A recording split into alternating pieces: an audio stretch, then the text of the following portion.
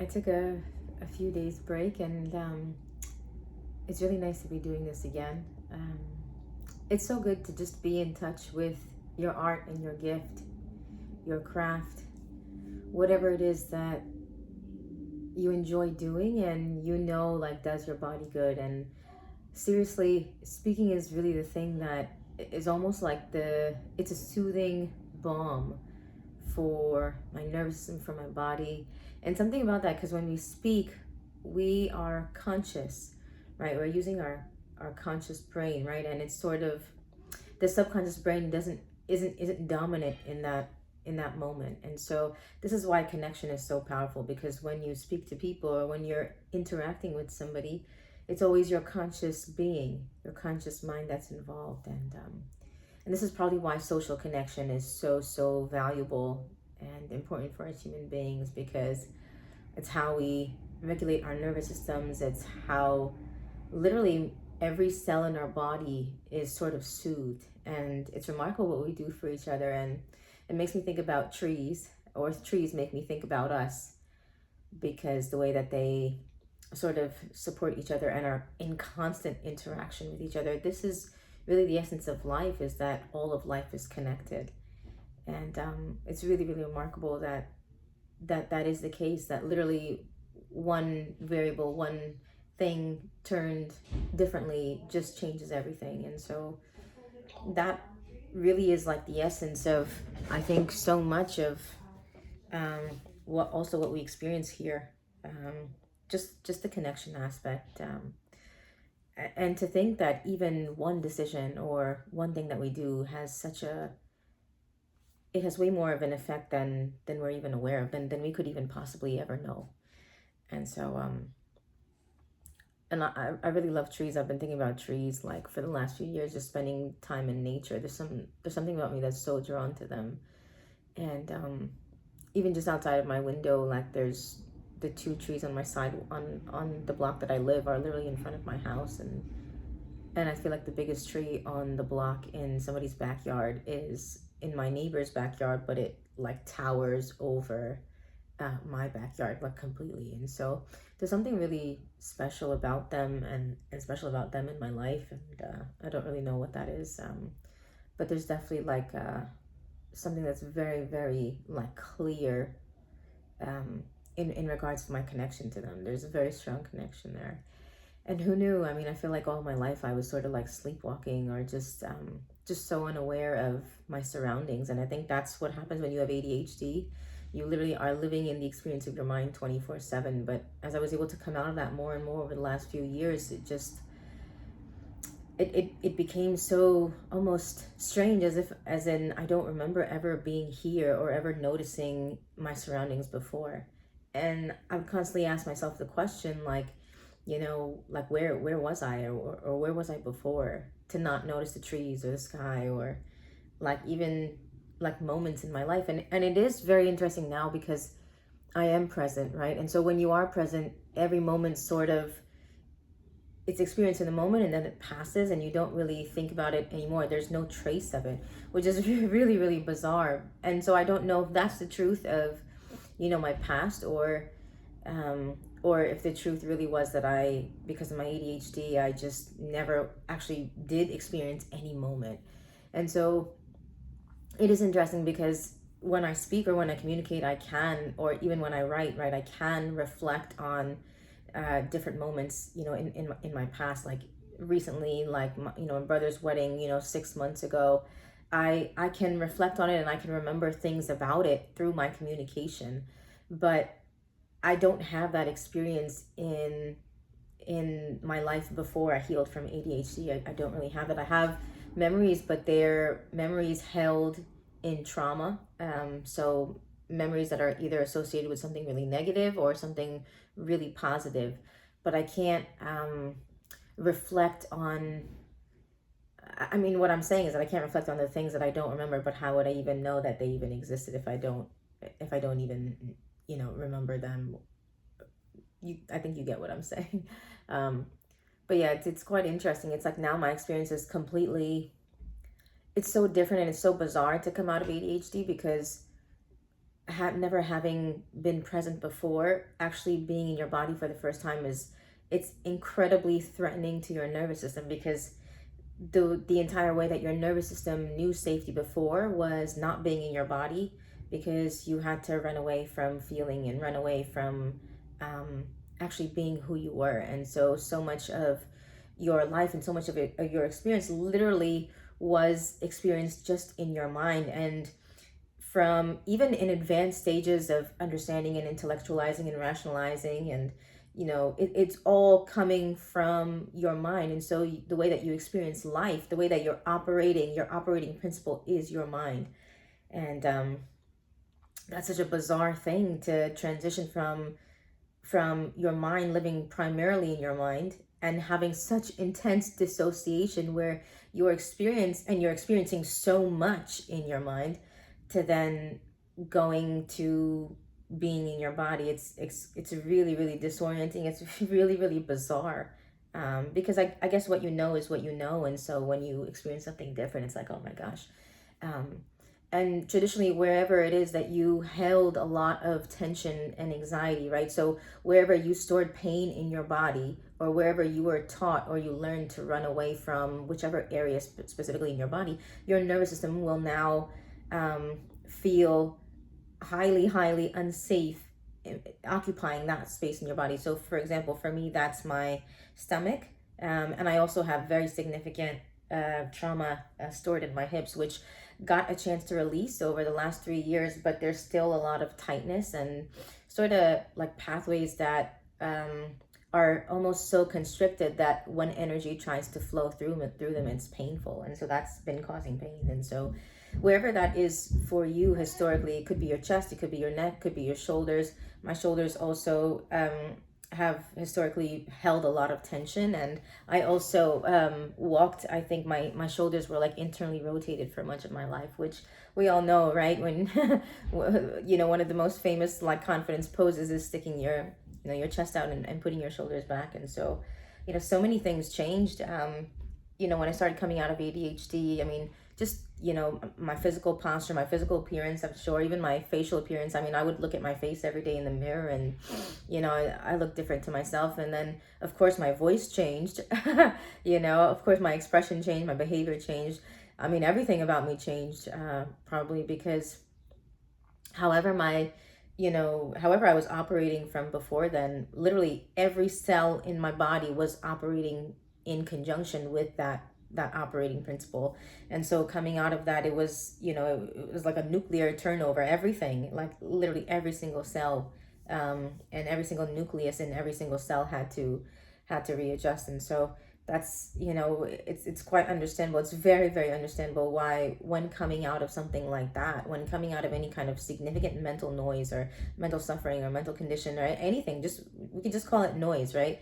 It requires such a disruption in your life where you literally have to slow down, because your entire body now is being reprogrammed. And depending on how intense it was and how long you operated from that principle in your life, of course, will determine the period of disruption, what that period looks like, how long it is, of course, right? And so if the distortion wasn't that severe, and maybe you didn't operate from that distortion for a very long time, the disruption in your life, maybe it's cleared out in a short time.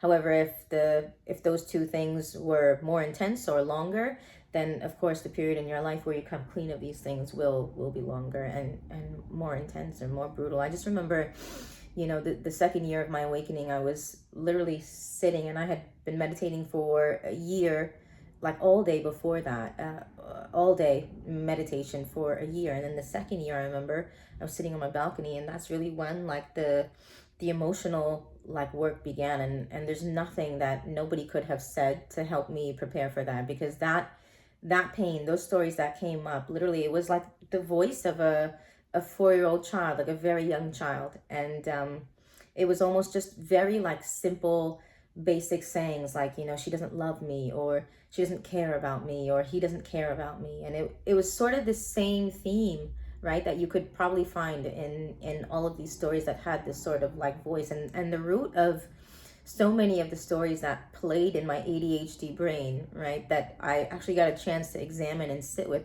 the root of all of them, perhaps, um, involving people at least, right, were this sort of theme of, they don't like me, right? They don't love me, they don't like me. And what happened was, it must have been, attributed, right? These stories must have come from sort of just my early experience with my mother, where if I didn't do something, or if I wasn't who she expected me to be, then this then the reality was that she somehow changed her behavior for me, withheld her, withheld what she would, or how she would have normally been with me. And so the brain is really intelligent, but what happens is, this programming just continues, right? We carry it on in our life up until the point comes where, if there is a point, right? And for many people there isn't one. Many people don't, they carry their programming to the grave. But there comes a point for some people where they actually wake up to the sort of thoughts that are playing all the time, right, from their subconscious mind. But it's literally, they're just operating as, as a zombie, and we call it sleepwalking, or conditioning, or programming. And what it is literally is that fear, which is the subconscious mind, right? The subconscious mind is responsible for, it literally is responsible for helping us with every single fear that we experience in our life. And so this subconscious mind takes dominance over the brain, because the brain's one job is survival. And so all up until this point, right, we've been operating as the fear that maybe we were taught from a young age, right? We sort of weren't given the help that we needed to actually feel it and face it. And so what happens is, we carry that fear throughout our life. And because we haven't, we are divorced from our own ability to feel it, what happens is we operate primarily from our mind. And so the decisions that we make, the our behavior, and the mind is responsible for time, right? Memory, right? The past, right? And so that's what's so different about living in the present moment, is that you don't actually have, like, memory doesn't play that much. And there can be, like, reflecting through different modes, like communicating, writing, expressing, right, speaking to somebody, and you're like, oh yeah, I totally remember that. But memory doesn't really play, because thought doesn't really play like that, when you are present. So it's quite fascinating. It's a very, very different experience. But when you're able to go further, go long enough in this journey, go far enough in this journey, where you're able to kind of distinguish between your mind and your subconscious mind, or like the sort of the patterns of your brain, right, versus your conscious presence, which literally in presence, right, there is no thought. If you ever think about those moments in your life, right, it could be a special occasion, it could be a wedding, somebody close to you, and you see like your whole family's there, and everybody is just very, very much in their heart, right?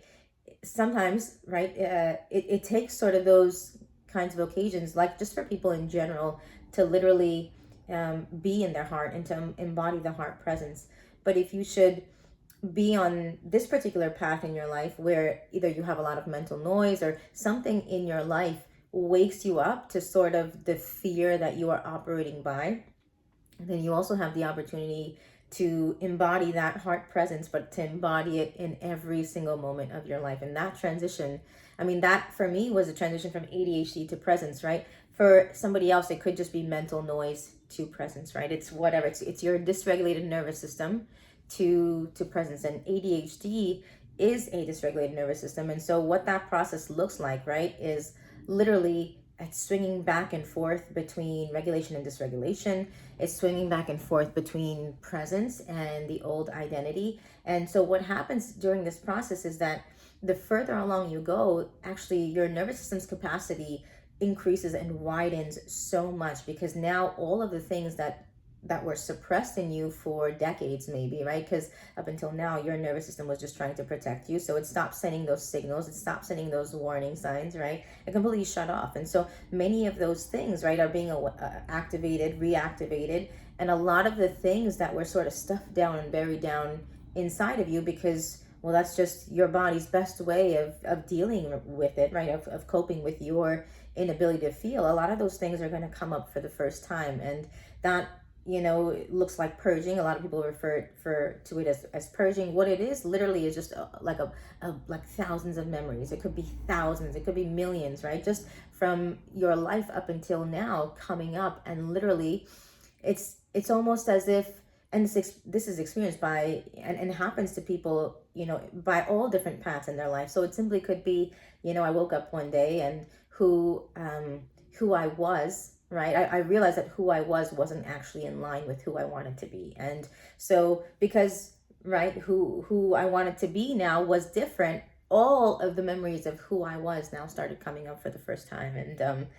And there's a period of combing through that, right? Looking through like everything that's coming up, and even initially there could be a period of reaching out to people, right? Like saying like, hey, when that thing happened, I lied, or when that thing happened, I made a mistake. And I went through this in my own life, right? I reached out to people, and I remember reaching out to like my college roommate and apologizing for, some way that I had behaved that I now knew, wasn't actually, it wasn't who I wanted to be. And so I remember apologizing to her and several of my other roommates. But, so that period of reaching out to people and sort of clearing that out can happen. But then there's another period, which is literally, it's just done with your own self. And that really is in meditation, looking, contemplation, and reflection, because it's really in this process alone that you'll be able to sort of give the attention that is really needed to these things, right? And during this time, you're actually going to find that you're not going to be reaching out to people that much. You're not going to have, social, you're not going to be going out or, be texting or, talking to people in the same way, because this experience really requires all and more, everything and more of your energy, your resources, and your attention. And it truly is the most sacred thing that a human being goes through, because what's happening now is literally the inner fabric of your being is changing. And so one of the things that is so crucial during this time is really just to sit and to find the space to be alone, right? Even if you do live with other people at the time, right? To make time every day to go to the nearby park or go to the library, or go wherever, right? Sit in the backyard, wherever you can actually find the space to be alone. And if you can be alone, right, without living with anybody, it's probably best, because this time literally is just so vulnerable. And if somebody does not understand this process, they will not be able to support you in it, and it actually just might worsen things for your nervous system. And so I was really blessed that this actually happened to me, because my partner had flown overseas, and I actually found myself living alone for the first time in an apartment in Florida. And so I ended up living alone for 2-3 years during like this entire purging process. And actually before that, there were several years, there's probably 3 years where this purging started. But the time that I would now spend right alone was really for looking and healing, right? Questioning and integrating. And so the integration came a lot later, but and first there was literally just looking. There was just 1 year of just like soul meditation where I wasn't doing anything, and I realized that the way that the layers, it was like the layers of the mind that were being worked through. And the first year, literally the stories were so complex. It was like I was literally starting from like a mountain, right, and working my way down, or you can say working your way up. And so initially I was just trying to meditate because there was so much noise, and the noise was so chaotic. It was just like the stories were so elaborate, the scenarios were so elaborate. And so my goal really was just to quiet my mind. And I think I did that even quite forcefully, which I wouldn't recommend today. I mean, there's things that I probably would change or, be more curious about, but that's just how it ended up happening. So my second year, after a full year of meditation, I was sitting on my balcony, and that's really when, I mean, my mind was clear enough at this point for like those sort of like emotional, like inner child stories to come up. And these were like the very, like this voice was so traumatic. It was like, it was harboring, like it was pain, like, and so a lot of things from my past, even like things that felt so heavy now that I don't remember ever affecting me or bothering me back then. And these were things that, like, from 10 years ago, like 15 years ago, maybe even 20 years ago, that were now coming up. And so it was definitely a lot. It was just a lot of things. It was almost like from the entire life that I had lived, maybe from the time I was like a teenager and started, and really started, I guess, the process of identification, and kind of operating in a way where I didn't feel like I was where I was good enough. And there was so much behavior of mine that was extremely like it had gone to such a lengths to distort my truth. And I remember, like, the sort of the way that that happened was I had met somebody who's now my partner, but I had met somebody back then. We were just kids, and something, I think the word in psychology, or there's a term that's actually, it starts with an L, limerence. Yes. And there was just it was just an obsession. And I realized this sort of limerence comes from, a child who isn't actually seen, whose needs aren't met emotionally, mentally, psychologically, spiritually, right? They're actually not seen. And many of these children just lack, like, fundamental connection. And that really was my story from the time that I was born. My mother was emotionally she was never able to soothe me, forget even see me.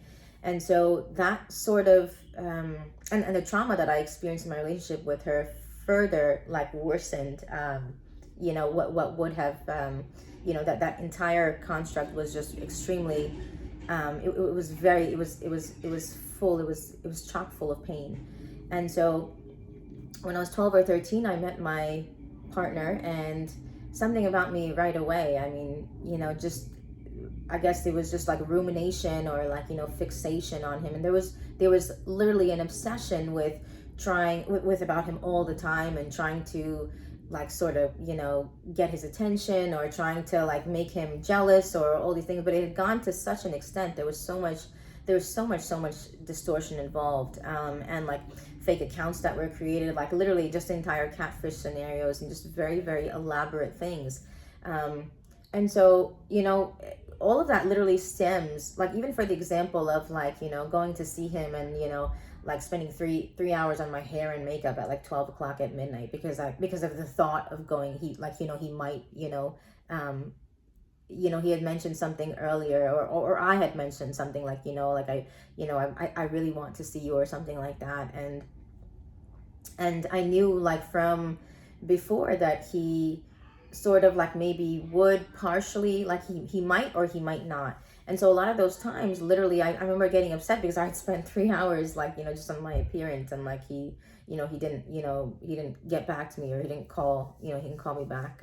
So I didn't end up seeing him.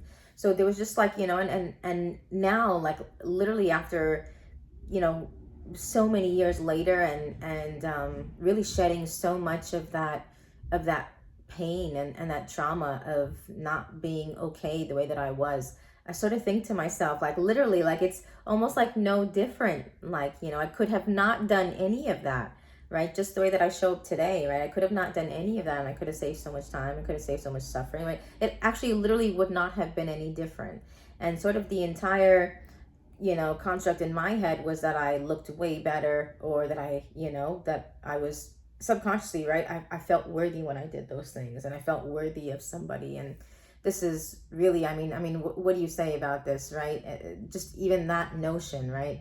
And this is the extent that I had to go, and the extent to which I had to, and which I didn't feel worthy with my mother. And so, it's really incredible. But all of my work in this life, with 10 years with kids so far, really has been based around this principle of worthiness, because I understand, and I know what kind of behavior from a parent, or what kind of interaction from a parent, could cause such a lack of worthiness in a child, where a child then literally, goes to such lengths to distort, lie, fabricate, and really the problem with that is that child will have to work through all of that in order to live his potential. And that's the problem.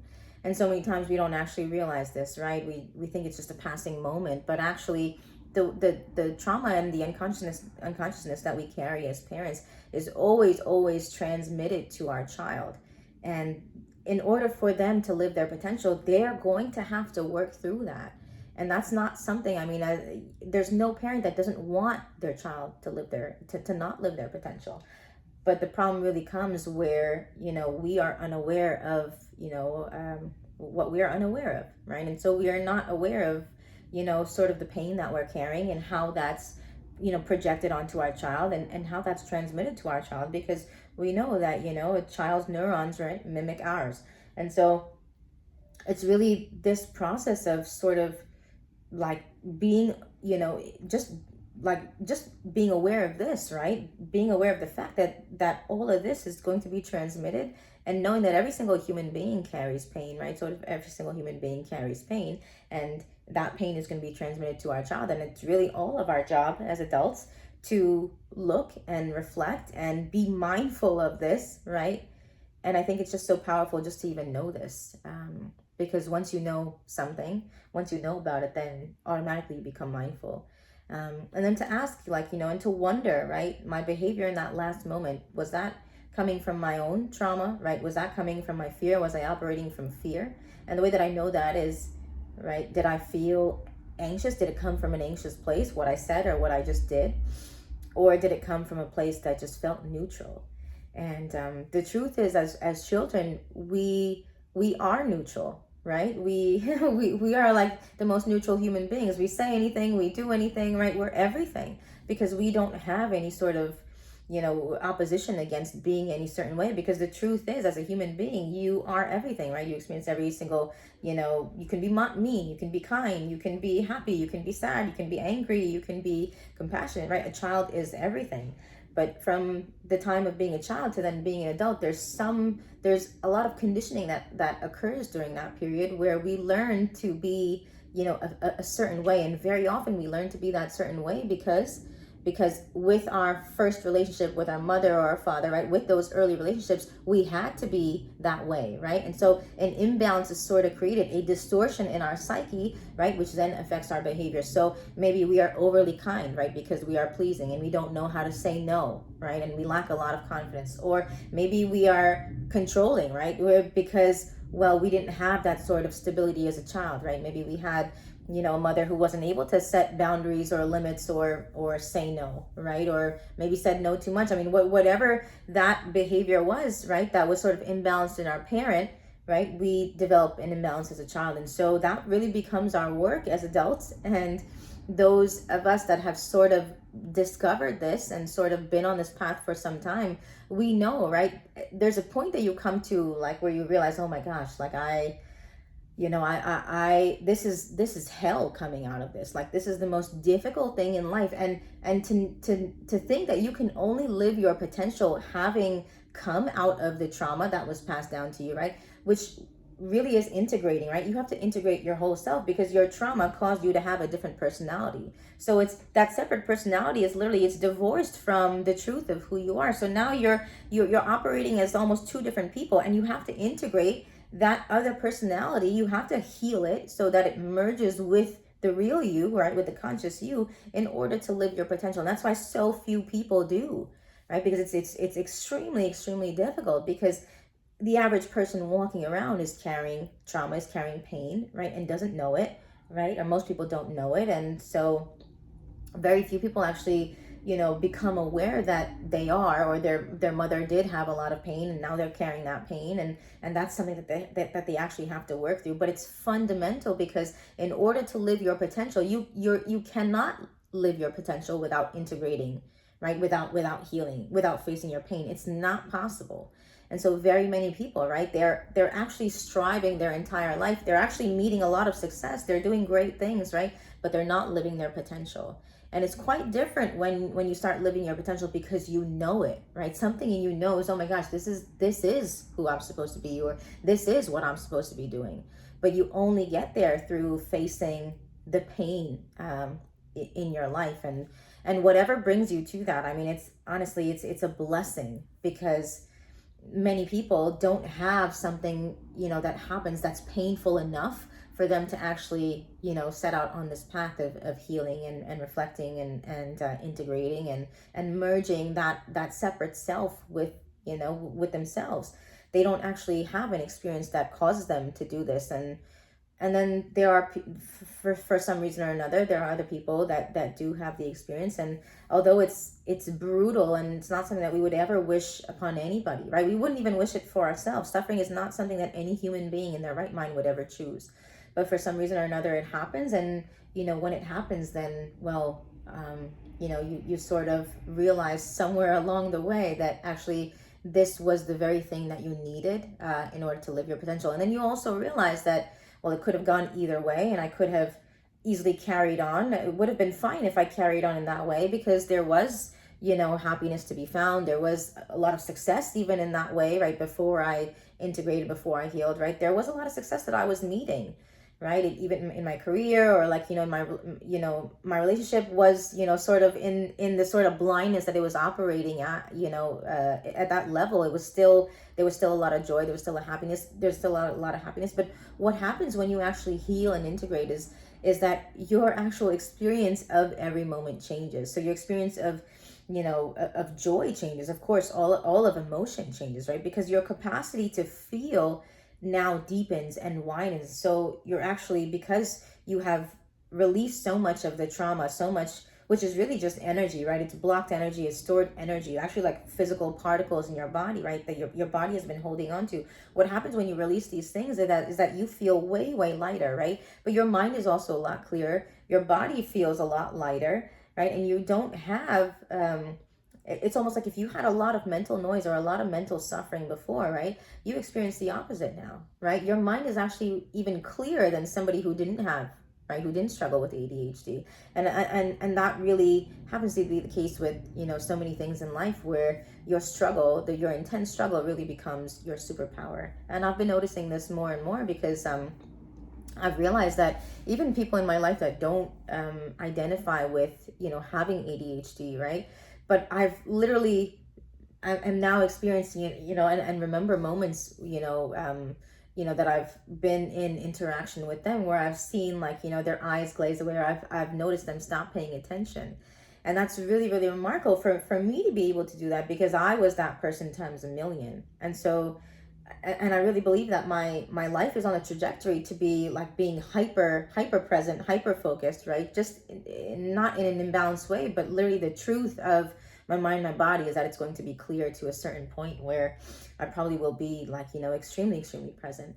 And I've noticed that, I notice a lot of things about, people and interaction, notice a lot of things. I mean, and that's also part of, the ADHD that was playing here, this sort of pattern that was, the theme of my life was human behavior, right? And so that was playing here for a long time, and it still can play sometimes, but because it's been integrated so much, what that is now is just, it's almost like it's an intuitive knowing. It's almost like all of that knowledge has been like eaten and digested, right? And it's now a part of who I am, but it doesn't really play in my brain so much. And there could be times where it still does, and I feel triggered, and my nervous system is also it's also wildly adjusting to being in my body, which is not easy for it, because I can't simply just tell it that it's okay, right? It's like sort of an energy that needs to, it actually itself needs to feel safe on its own time. And this is why they say, healing, this is not something that happens or occurs on our timeline. It's something that is completely, you're dealing with the body, you're dealing with emotion, you're dealing with feeling, you're dealing with the complete unknown, right? It doesn't have any logic to it.